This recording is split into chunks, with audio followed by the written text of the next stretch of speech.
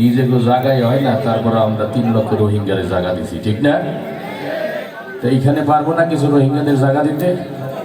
আপনাদের আশেপাশে অনেক অসহায় রোহিঙ্গারা দাঁড়ায় রয়েছে, তাদেরকে একটু জায়গা দেওয়া যাবে? তাহলে একটু তাদেরকে জায়গা করে দেন ইনশাল্লাহ। আর এলাকার ভাইরাও, মুসলমানের সংস্কৃতি এটা মমতাজ মার্কা সংস্কৃতি না, এটা সুস্থ সংস্কৃতি, ঠিক না? এতদিন তারা আমাদের অনেক মগজ ধোলাই করছে। আমাদের এই ব্যানারে লেখা আছে না সাংস্কৃতিক অনুষ্ঠান, মমতাজের অনুষ্ঠানেও লেখা থাকে সাংস্কৃতিক অনুষ্ঠান।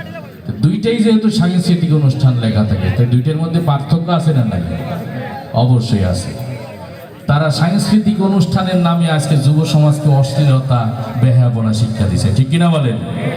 পাড়ায় পাড়ায় গ্রামে গ্রামে যাত্রাপালার আয়োজন করে, কনসার্টের আয়োজন করে এই অশ্লীল গানগুলা শোনাইছে, আর যুবকদের মাথায় মগজে এইটাই ঢালছে যে এইটা সংস্কৃতি। কিন্তু যেই অনুষ্ঠানে হারাম বাদ্যযন্ত্র হয়, বাজানো হয়, অশ্লীল গান গাওয়া হয়, সেটা কি কখনো মুসলমানের সংস্কৃতি হতে পারে? মুসলমানের সংস্কৃতি কি অশ্লীলতা আছে, বেহায়াপনা আছে? নারী পুরুষ একসঙ্গে নাচানাচি করা, এটা কি কখনো মুসলমানের সংস্কৃতি হতে পারে? মুসলমানদের আলাদা একটা সংস্কৃতি আছে। মুসলমানের সংস্কৃতি সুন্দর সংস্কৃতি, যেখানে অশ্লীলতা নাই, বেহায়াপনা নাই, কিন্তু আনন্দ আছে, আনন্দ আছে, বিনোদন আছে, সব কিছু আছে, কিন্তু কোনো অশ্লীলতা নাই, ঠিক কিনা বলেন? এটাই মুসলমানের সংস্কৃতি। এই বিষয়টাই আপনাদের কাছে মেসেজ দেওয়ার জন্য আজকের এই আয়োজন।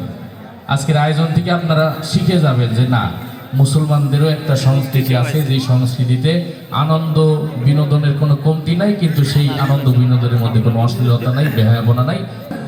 কারণ তারা মনে করছে যে সাংস্কৃতিক অনুষ্ঠান করবে হুজুররা, হ্যাঁ, যে আমরা এতদিন যাত্রাপালা হইতে দিই নেই এই গ্রামে, মমতাজরা আসতে দিই নেই, আজকে হুজুররাই দেখি আবার মমতাজ মার্কা অনুষ্ঠান শুরু করছে। তারা বোঝে না যে এই অনুষ্ঠানটা মূলত ওই অনুষ্ঠানগুলা বিকল্প একটা অনুষ্ঠান, যেই অনুষ্ঠান করার দ্বারা অপসংস্কৃতি দূর করা হবে সমাজ থেকে, এটা তারা বোঝে নাই। আর তারা যদি আসতো বাধা না দিয়ে, তাইলে বুঝে যেত যে না, এইটা এই ধরনের আয়োজন হলে যুব সমাজ আনন্দও পাবে, ইসলামের ছায়াতলে আসবে, তারা অপসংস্কৃতির ছায়াতলে যাবে না। তো এই যে দেখেন, তাদের ক্ষমতায় থাকা অবস্থায় এই অশ্লীল সংস্কৃতিকে তারা এতটা মূল্যায়ন করছে যে মমতাজের মতো একটা বেহায়া মহিলারে নিয়ে সংসদে বসাই দিছে। সংসদ হইল আমাকে আলু পটলের দাম কমানোর জায়গা।